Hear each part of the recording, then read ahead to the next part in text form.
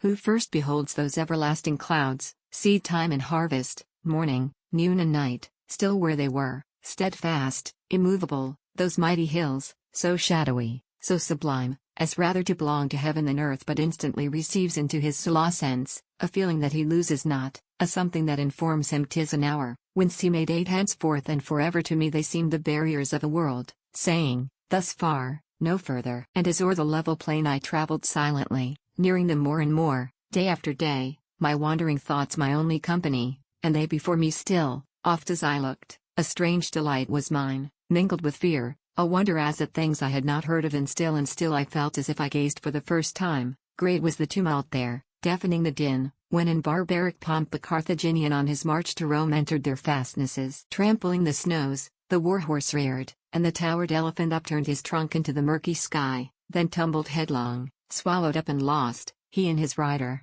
Now the scene is changed, and o'er the Simplon, or the Splungen winds a path of pleasure. Like a silver zone flung about carelessly, it shines afar, catching the eye in many a broken link, in many a turn and traverse as it glides, and oft above and oft below appears, see nor the wall by him who journeys up, as if it were another, through the wild leading along he knows not whence or whither. Yet through its very course, go where it will, the torrent stops it not, the rugged rock opens and lets it in, and on it runs, winning its easy way from clime to climb through glens locked up before. Not such my path mind, but for those, who, like Jean Jacques, delight in dizziness, gazing and shuddering until fascination comes and the brain turns mine, though I judge but from my ague fits over the trance, just where the abbot fell, the same as Hannibal's. But now 'tis past, that turbulent chaos, and the promised land lies at my feet in all its loveliness. To him who starts up from a terrible dream, and lo, the sun is shining, and the lark singing aloud for joy, to him is not such sudden ravishment as now I feel at the first glimpses of fair Italy.